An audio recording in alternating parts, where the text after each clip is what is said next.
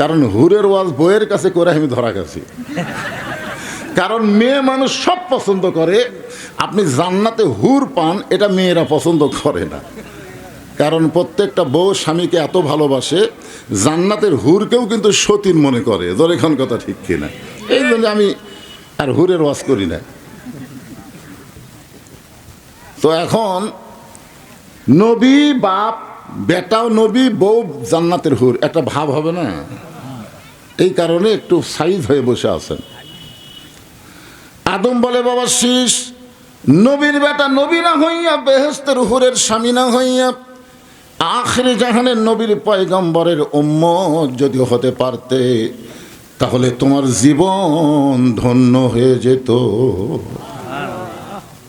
আচ্ছা, আখিরি নবী বলতে কোন নবী বুঝতেছেন? এই ব্যাপারে কি কোরআনে দলিল নাই? আছে?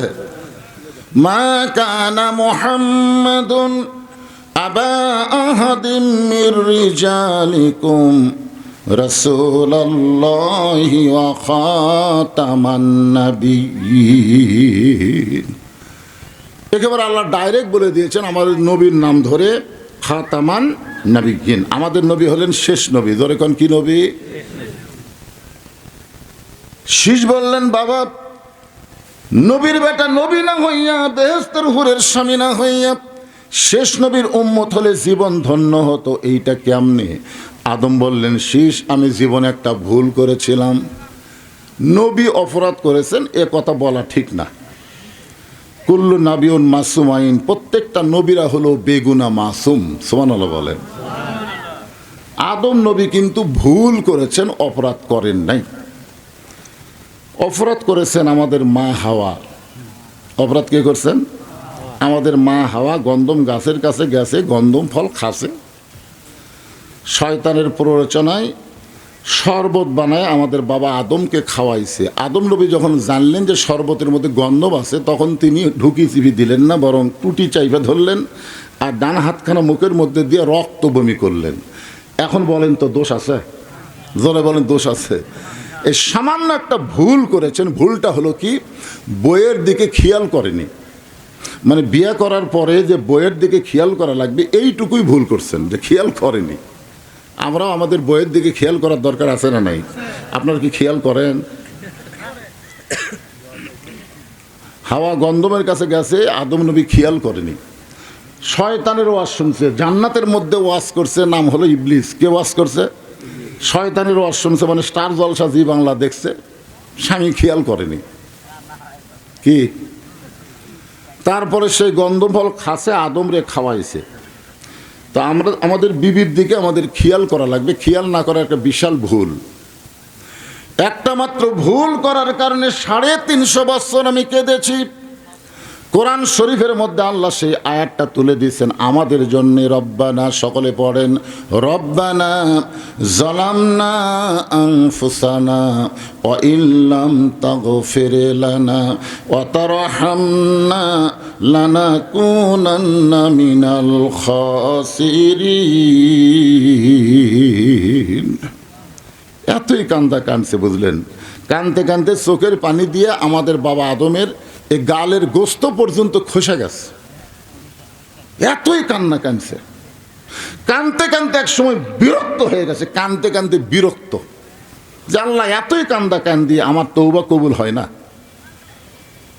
কি কন? আমরাও কিন্তু 15.5 বছর কম কান্দা কান্দিনি। কথা ঠিক কিনা? সাইদি হুজুরকে জেলখানা থেকে বের করে হাসপাতালে যখন হত্যা করলো, তখন মানুষ চিন্তা করলো খালি কানলে হবে না, জাগা মতো কান্দা লাগবে। ধরে কোন কথা ঠিক কিনা? জাগা মতো এমন কান্দা কানছে, পরের বছর ওই আগস্টের 5 তারিখে আল্লাহ কান্না কবুল করছে। কি মনে করছেন? কাদার মতন কান্না করা লাগবে। আদম বলে, বাবা শীষ, কানতে কানতে কান্নার সাগরে ডুব দিয়ে দেখলাম জান্নাতের দরজায় লেখা আছে লা ইলাহা ইল্লাল্লাহু মুহাম্মাদুর রাসূলুল্লাহ। আমি বললাম, আল্লাহ 350 বছর রব্বানা যালামনা বলে লা ইলাহা ইল্লার কাছে কাঁদছি, এখন মুহাম্মদ রাসূলকে ওসিলা করে একটু কাঁদতে চাই। আল্লাহ বলে ওসিলা ধরার সঙ্গে সঙ্গে আমি আদম তোমাকে মাফ করে দিলাম। আদম বলে শিশরে, ওই নবীর উম্মতেরা আমাদের কথা বলছে, যদি সারা জীবন পাপ করে, সারা জীবন কোনো এক সময় মাছের মাথার মতন সামান্য পানি চোখে নিয়ে এসে বলতে পারে আল্লাহ বিশ্বনবীর উম্মত হওয়ার খাতির আমাকে মাফ করো, সঙ্গে সঙ্গে আল্লাহ তার জীবনের সব গুনাহ মাফ করে দেবে। শীষ বলতেছে বাবা, নবীর বেটা নবী না হইয়া, বেহেশতের হুরের স্বামী না হইয়া ওই শেষ নবীর উম্মত যদি হতে পারতাম তাহলে আমার জীবন ধন্য হয়ে যেত। আদম বলে শিশরে, ওই নবীর উম্মত হবার চাইলে হওয়া যায় না, ওই নবীর উম্মত হতে ভাগ্য লাগে। এখন বলেন তো আমাদের ভাগ্য কত ভালো। তো যে আল্লাহ আমাদের ভাগ্য এত ভালো করে দিল, সে আল্লাহর জন্য শুকরিয়া আদায় করা দরকার আছে না নাই? জবান খুলে বলি আলহামদুলিল্লাহ। আমরা কিন্তু অনেক সময় বলি, যদি কোনো জায়গাতে আটকে যাস, আমার কথা খেয়াল করিস, এরকম বলি না? যারা বড় বড় নেতা চামচাদেরকে কি বলে, কোনো জায়গায় যদি আটকে যাস আমার কথা বলিস। দুনিয়ার বহু জায়গায় নেতা চামচাকে একটু বাঁচাবার পারে, কিন্তু এমন একটা জায়গা আছে সেই জায়গায় কোনো নেতার খাওয়া নেই। সেটা কোন জায়গা? আছেন আমার মুক্তার, আছেন আমার বারিস্টার, শেষ বিচারের হাইকোর্টেতে তিনি আমায় করবেন পার, আমি পাপী তিনি জামিনদার। আল্লাহ যখন হাকিম হইয়া আমাদেরকে আসামি বানায় বিচার শুরু করবেন, ওই সময় আমাদের নবী উকিল হবেন, বারিস্টার হবেন, আল্লাহর কাছে আমাদের ব্যাপারে ওকালতি করে আমাদেরকে সুপারিশ করে জান্নাতে পৌঁছায়া দিবে। এমন নবীর উম্মত হওয়াতে খুশি না বেজার? না না, বেজার বেজার ভাব। আল্লাহ বলেছেন খালি খুশি হলে হবে না, তো লাকাত কানা লাকুম ফি রাসূলিল্লাহি উসওয়াতুন হাসানা।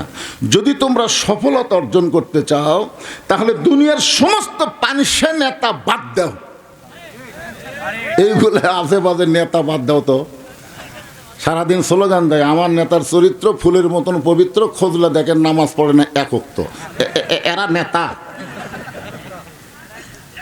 আল্লাহ কোরআনে বলতেছেন সফলতা যদি পাওয়ার চাও বিশ্ব নবীকে তোমাদের আদর্শের নেতা হিসাবে গ্রহণ করে নাও। আমার নেতা তোমার নেতা এমন একজন নবীর উম্মত হওয়াতে আমরা সকলে আরেকবার বলি আলহামদুলিল্লাহ। এখন যে কোরআন থেকে আপনারা আলোচনা শুনবেন, এই কোরআনের সূরা মুলকের 2 নম্বর আয়াত আজকে আপনাদের সামনে আলোচনা হবে ইনশাআল্লাহ। তবে একটা শর্ত হলো, এই কোরআন সম্পর্কে আমাদের একটা বিশ্বাস রাখতে হবে, ঠিক কিনা বলেন? খালি ঠিক মুখে গেলে হবে না, তো কাজে কামে এটা প্রমাণ দেওয়া লাগবে। আপনারা বলেন তো এই কোরআনের মধ্যে কোনো সন্দেহ আছে? কেমনে বুঝলেন? দেখার দরকার নেই। একটা লোক আপনাকে বললো ভাই আজকে বগুড়া এক মানুষ মারা 6 টুকরা করছে রে, তখন আপনি বলতেছেন তুই কি দেখছিস? কয় না, আমি তো বুড়িগঞ্জে যা শুনছি। এই পাগলা, শোনা কথার বিশ্বাস আছে? দেখা লাগবে। এখন সারা জীবন খালি বক্তারা ওয়াজ করলো, আপনারা শুনে গেলেন। খালি শুনলেই তো হবে না, এটা বাস্তবে একটু দেখার দরকার। ধরে কোন কথা ঠিক কিনা? যেই কোরআন সম্পর্কে আল্লাহ বললেন জালিকাল কিতাবু লা রাইবা ফি হুদাল লিল মুত্তাকিন, এই কিতাবের মধ্যে কোনো সন্দেহ, এই কোরআন পাইকারি হারে সবাইকে হেদায়েত দিবে না। পাইকারি হারে কিন্তু সবাইকে দিবে না। আল্লাহ বলেছেন হুদাল লিল মুত্তাকিন। কোরআন থেকে হেদায়েত নিবার গেলে মুত্তাকি বান্দা বান্দি যারা আল্লাহর কোরআন থেকে হেদায়েত পাবে তারা। এখন আপনাদের কাছে আমার প্রশ্ন হলো, মুত্তাকির বৈশিষ্ট্য আছে না নাই?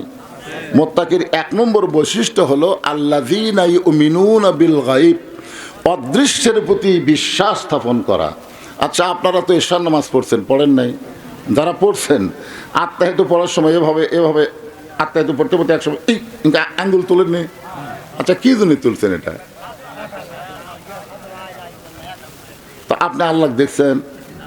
তো না দেখে আপনি কেমনে সাক্ষী দিলেন?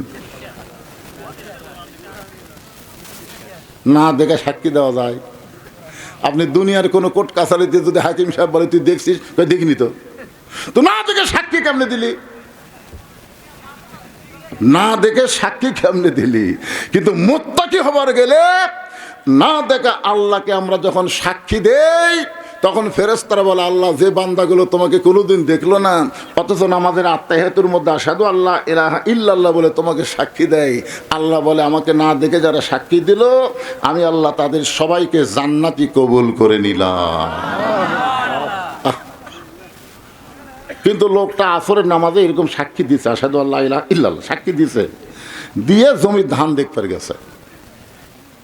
ধান দেখবার যায় দেখে উপর জমির পানি চলমল করতেছে, নিচে ওর জমির পানি নেই।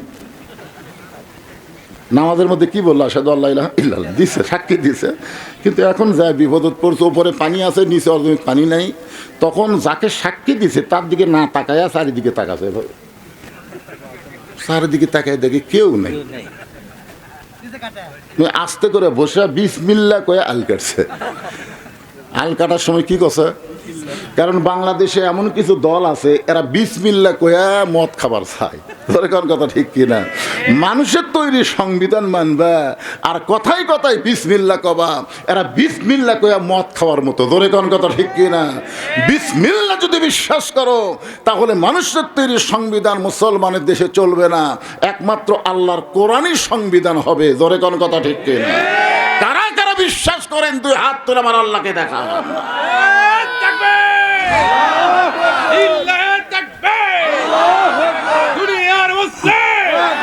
লিল্লাহে তাকবীর। আল কোরআনের আলো, কোরআন হাদিস যেখানে, দুনিয়ার মুসলমান লিল্লাহে তাকবীর। ঠান্ডা দূর করা লাগবে না, ঠান্ডা চলে গেছে, ঠান্ডা থাকবি। খালি ফাঁকা বন্ধ করে বসেন, শীত কুটি হেরে যাবি। আল্লাহর কোরআনের পাওয়ার আছে না নাই? জোরে করে আছে না নাই? যেই কোরআনকে লক্ষ্য করে আল্লাহ বললেন অনুনাজ্জিলু মিনাল কুরআনি মা হুয়া শিফাউ ওয়া রাহমাতুল লিল মুমিনিন। কোরআনকে মুমিনদের জন্য, যারা আমরা এখানে বসে আছি আমরা সবাই মুমিন, আমাদের জন্য আল্লাহ কোরআনকে নাজিল করেছে যাবতীয় রোগের রোগ মুক্তি হিসাবে এবং রহমত হিসাবে। বলেন সুবহানাল্লাহ। এই জন্য মুত্তাকির বৈশিষ্ট্যটা খেয়াল করেন। এখন বিসমিল্লাহ কয়ে জমির আল কাটছে, আল কাটা ওই পানি দিয়ে হাত ধোছে, হাত ধুয়ে আবার দাঁড়ায় চারিদিকে তাকায় বলতেছে আলহামদুলিল্লাহ কেউ দেখেনি। আল্লাহ শুকরিয়া আদায় করতেছে, দেখছেন আলহামদুলিল্লাহ কেউ দেখেনি রে। আপনার বলেন তো লোকটার নামাজ আছে কিন্তু লোকটা মুত্তাকি না।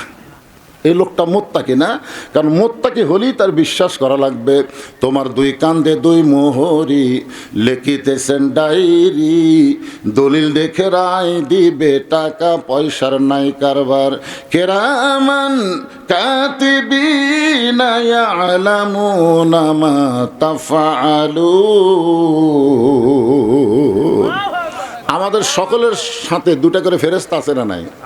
ওরকে কাম কি? যে যখন আল কাটছি ওরা ফেরেশতারা কুটি আসছিল, কেরে যুবকের এই রাত 11টার পরে তোমরা জানলা দরজা বন্ধ করে কম্বলের তলে, মনে করতেছে সবাই ঘুমাইছে, কেউ চেতন নেই, জানলা দরজা বন্ধ তাও কম্বলের তলে, দেখবি কে রে? ওরা যখন অশ্লীল ভিডিও চালু করে তখন ফেরেশতা দুটা কি কয়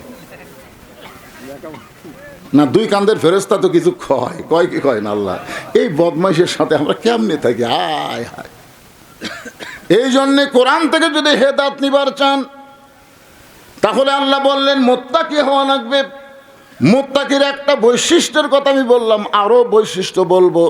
এই মুত্তাকি সম্পর্কে অন্য জায়গায় আল্লাহ ব্যাখ্যা করলেন ইয়া আইয়ুহাল্লাযীনা আমানু তাকুল্লাহা হাক্কা তুকাতিহি ওয়া লা তামুতুন্না ইল্লা ওয়া আনতুম মুসলিমুন।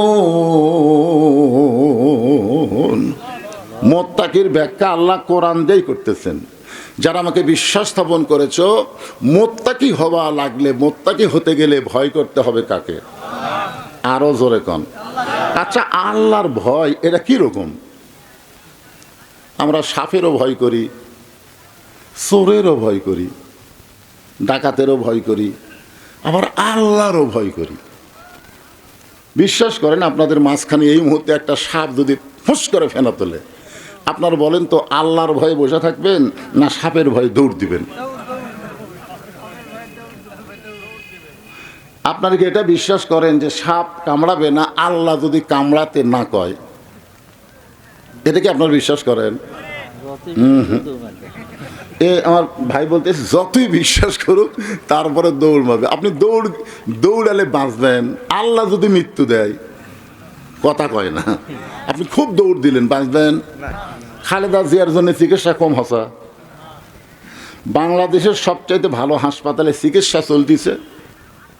চিকিৎসা যখন ডাক্তাররা বলতেছেন, তখন বলতেছে দোয়া করেন, তখন সবাই আল্লাহ বলতেছে আল্লাহ। আল্লাহ কয় খেরে আগে ডাক্তারের কাছে পরে আমার কাছে। বাঁচানোর মালিক ডাক্তার না, বাঁচানোর মালিক কে? তো তাহলে আগে ডাক্তার দেখে, যতক্ষণ ডাক্তার দেখায় ততক্ষণ আল্লাহর কথা খেয়াল থাকে না। যখন দেখে যে ডাক্তার নাই, আরে মরে গেছে বেন না, জেতা আছে তারেক যাচ্ছে তো।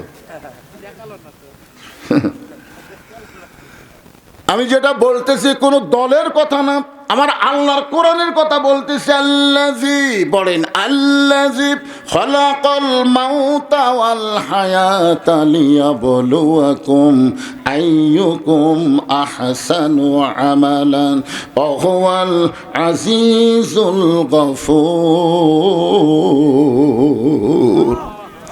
মৃত্যু এবং হায়াতকে সৃষ্টি করেছেন কে? আল্লাহ। কি জন্যে? আগে আল্লাহ মৃত্যুর কথা বললেন, তারপরে হায়াতের কথা বললেন। খালাকাল মাউতা ওয়াল হায়াতা, আগে মরার কথা বললেন, তারপরে জীবনের কথা বললেন। তারপর আল্লাহ বললেন লিয়াবলুয়াকুম, তোমাদেরকে পরীক্ষা করা হবে। আইয়ুকুম আহসানু আমালা, পরীক্ষার বিষয়টা হলো সুন্দর আমল। সুন্দর আমল যদি আমরা করতে চাই, আপনারা বলেন তো সুন্দর একটা পরিবেশের দরকার আছে না নাই? বর্তমানে আমাদের বাংলাদেশে কেমন পরিবেশ চলতেছে একটু চিন্তা করে দেখেন তো। এই পরিবেশটা কেমন? আপনাদের শিবগঞ্জের মডেল মসজিদে লোকটা জোহরের নামাজ আদায় করবে, তাও নিয়ত করেছে সামনে কাতারে, কিন্তু মসজিদের দরজা গিয়ে খেয়াল করে দেখে পায়ের জুতার দাম 2000। বর্তমান পরিবেশে লোকটা বড় বিপদে পড়ছে, কি করি?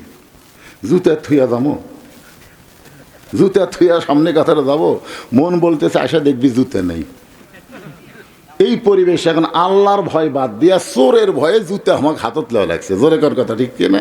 চোরের ভয়ে জুতা হাতত নিয়ে যখন মসজিদের মধ্যে ঢুকতেছি, আল্লাহুম্মা আফতাহলি আবওয়াবা রহমাতিক, ডান পায়ে মুয়াজ্জিন বলতেছে ভাই কার ভয়ে ঢুকতেছে? আল্লাহর ভয়ে। তো জুতা কেন? তখন বলতেছে চোরেরও ভয়। বর্তমান পরিবেশে চোরের ভয় আগে, আল্লাহর ভয় পরে। জুতা চোরের ভয় হাতে নিয়ে আল্লাহর ভয় মসজিদে ঢুকতেছেন। আপনি সামনে কাতারে গিয়ে নামাজের নিয়ত করলেন, কান্দের ফেরেশতা বলে আল্লাহ লিখবো কি? আল্লাহ বলে লিখিস না।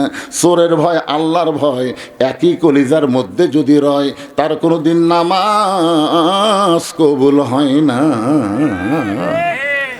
নামাজ যদি কবুল করতে চান, কোন চোর ডাকাত বাটপার চাঁদাবাজের ভয় চলবে না, কেবলমাত্র একমাত্র ভয় করতে হবে কার? কিন্তু এখনকার পরিবেশে তো হচ্ছে না। তাহলে বোঝা গেল যেই পরিবেশে আল্লাহর ভয়ের আগে চোরের ভয় হয়, এই পরিবেশ পাল্টান লাগবে। এই পরিবেশ রাখা যাবে না।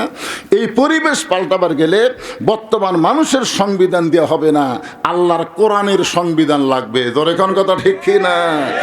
চুরি করলে কি শাস্তি এ কোরআনের মধ্যে আছে না নাই? হ্যাঁ, আল্লাহর কোরআন যে যখন রাষ্ট্র চলবে, তখন নেতার চরিত্র কেমন হবে, কর্মী কেমন হবে, আত্তাকুল্লাহ হাক্কা তুকাতিহি, এটা বোঝানোর জন্য বলতেছে, একটু মনোযোগ দেন। বাংলাদেশের মতন ৯৬টা দেশের খলিফার নাম হলো হযরত ওমর। জোরে বলেন, নাম কি?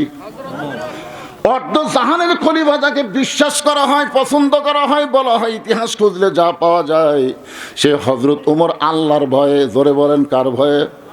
জুমার দিনে মসজিদের মেম্বরে দাঁড়িয়ে খুতবা দিচ্ছেন, এমন সময় মাঝখান থেকে একজন দাঁড়িয়ে বলে, আমির আল মুমিনিন, আপনার খুতবা আমরা শুনবো না। যদি বলতো আপনার খুতবা আমি শুনবো না, কিন্তু না, এমন কথা বলেছে, আমরা শুনবো না। ওমর ফারুক বললেন, আমার অপরাধ কি? কোন অপরাধ আমার খুতবা শুনবা না? সাহাবী বলতেছে, আমাদেরকে খাটো পাঞ্জাবি দিয়ে আপনি লম্বা জুব্বা পরে খুতবা দিচ্ছেন, আপনি লম্বা জুব্বা কোথায় পাইলেন? এটা যতক্ষণ না বলবেন ততক্ষণ আপনার খুতবা আমরা শুনবো না। তাহলে কি বুঝলেন? মসজিদের মুসল্লি ইমামের দিকে নজর আছে না নাই? আর একজন বলতেছে, দাড়ি চাঁচা, দাড়িও নাই, মোছও নাই, তাক বানাছে জাতীয় ইমাম। যদি বল কি ইমাম বানাচ্ছে? জাতীয় ইমাম।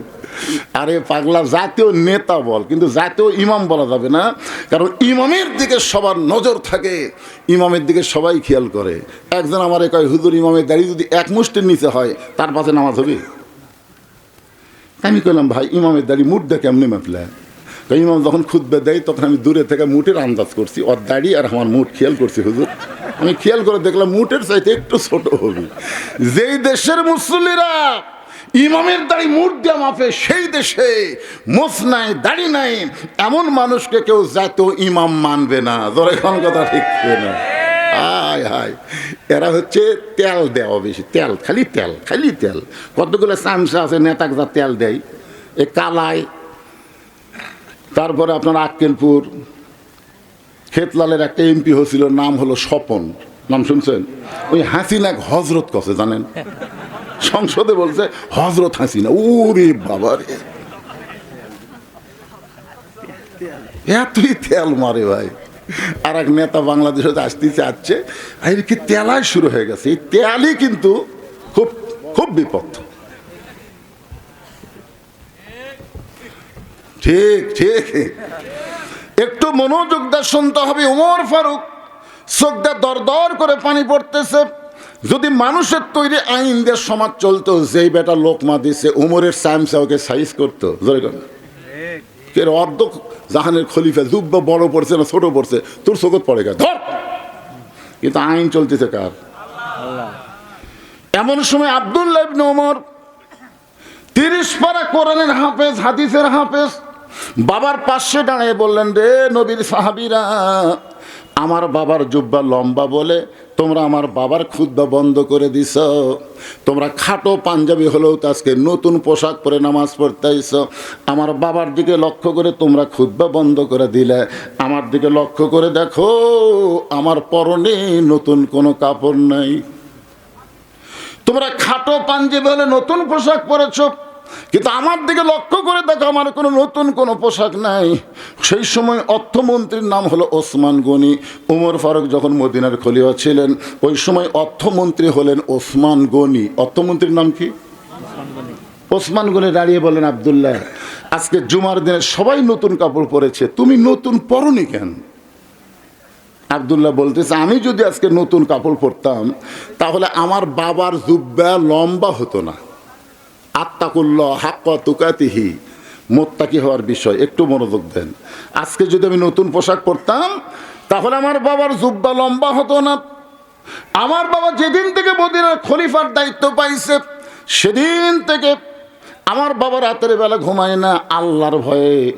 রাতের অন্ধকারে মানুষের দুঃখ কষ্ট নিজের চোখে দেখে বেড়ায়। কার ভয়ে? আল্লাহর ভয়ে। আমাদের বাংলাদেশে ক্ষমতা পাওয়ার আগে খুব ভালো, কিন্তু ক্ষমতা পাওয়ার পর ওরে বাবারে, ক্ষমতা পাওয়ার আগে ভালো না। গরিবের বন্ধু, সমাজসেবক, জনদরদি গাড়ির থেকে নামে ফকিরক দেখে, জানেন? নেতা গাড়ির থেকে নামছে ফকিরক দেখে।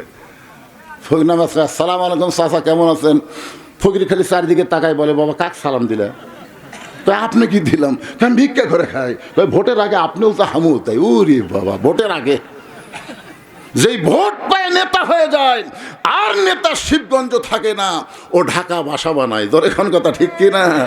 মাঝে মধ্যে শিবগঞ্জ বেড়াবার আসে, মাঝে মধ্যে নেতা আসে, কিন্তু সায়েন্সের অত্যাচারে একটা গরিব ভোটার নেতার ধারত যাবার পারে না।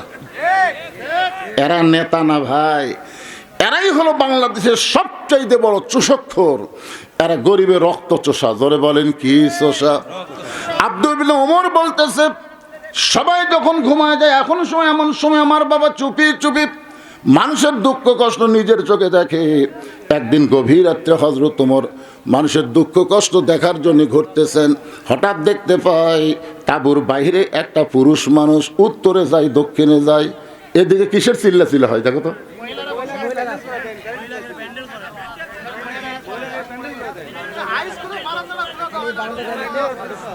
এই মায়েরাই, আপনাকে ওয়াজ শুনবার কে বলছে রে? ওয়াজ শোনা হলো মুস্তাহাব, আর পর্দা মানা হলো ফরজ। মেয়েদের কথা পরপুরুষ শোনা পর্দার খেলাফ না? মেয়েরা জোরে কোরআন তেলাওয়াত করে, সেটাও যদি পরপুরুষ শোনে তাহলে পর্দার খেলাফ হবে। কোরআন পড়লে জোরে, পরপুরুষ শোনে, পর্দার খেলাফ হয়। আর চিল্লাচিল্লি করে, এটা কি হচ্ছে? আপনারা মাহফিল কমিটির উচিত ছিল একেবারে মেয়েদেরকে আসা বন্ধ করে দেওয়া, আর যদি তার আসে তাহলে পর্দার ব্যবস্থা করা। ঠিক কিনা বলেন? হ্যাঁ, মায়েরা চুপ করেন, চুপ করেন, জবান বন্ধ করেন। পর্দা মানা হলো ফরজ। আপনারা ফরজ ঠিক রাখেন, এ নফল সুন্নত আদায় করবার এসব ফরজের ক্ষতি করেন না। তো হযরত ওমর দেখতেছে তাঁবুর বাহিরে একটা পুরুষ মানুষ উত্তরে যায়, দক্ষিণে যায়। ওমর ফারুক গিয়া লোকটাকে স্থির করার জন্য সালাম দিলেন, আসসালামু আলাইকুম ইয়া আব্দুল্লাহ, রে আল্লাহর বান্দা, তোমার উপর আল্লাহ রহমত বর্ষিত হোক। লোকটা সালামের উত্তর দেয় না। ওমর ফারুক আবার সালাম দিলেন। সবচাইতে বড় দোয়া হলো সালাম দেওয়া। ধরে কোন কি দেওয়া? সালামের মধ্যে কি আছে? এমনকি গোরস্থানে তো কোনো মানুষ নাই, সব মরে আছে, ওই জায়গাও সালাম দেওয়ার কথা আছে, আছে না নাই?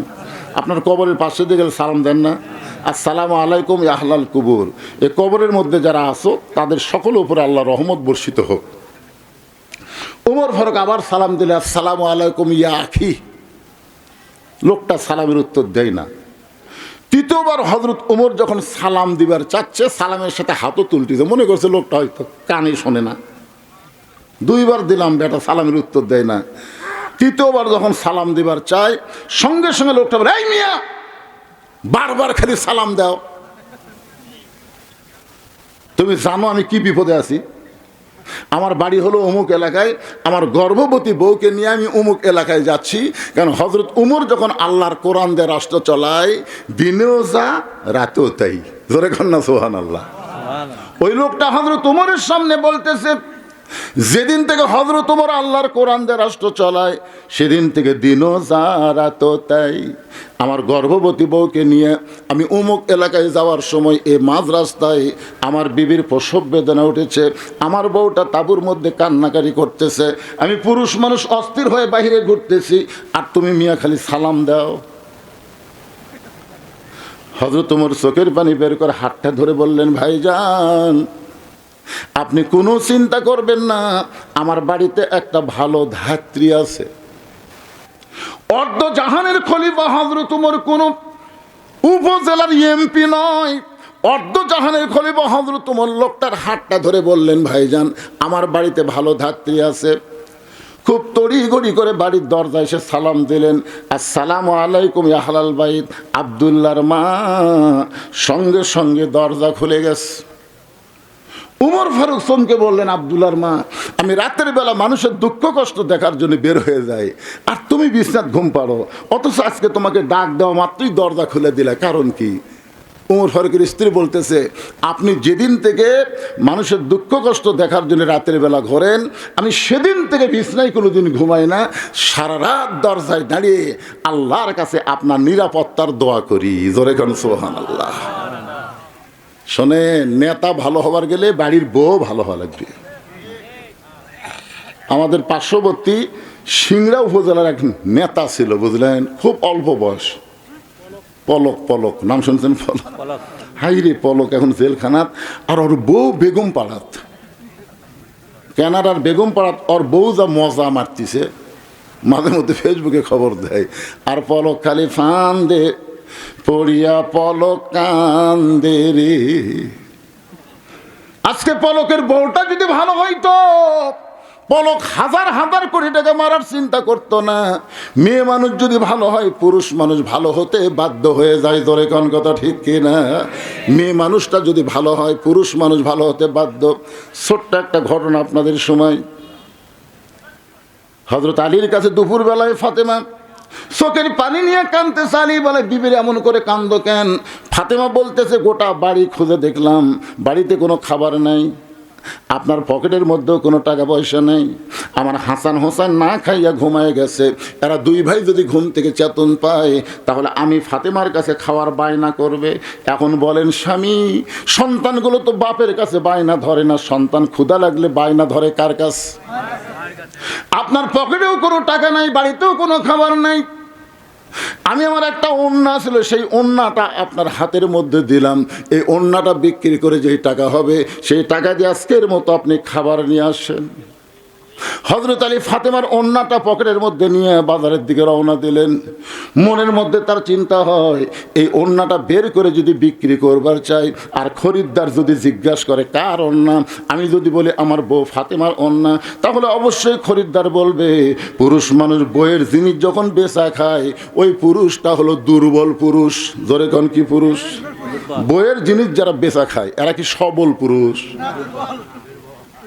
আপনাকে এলাকাতে এরকম বইয়ের জিনিস বেচা খাওয়ার স্বামী আছে না নাই? হায় হায়।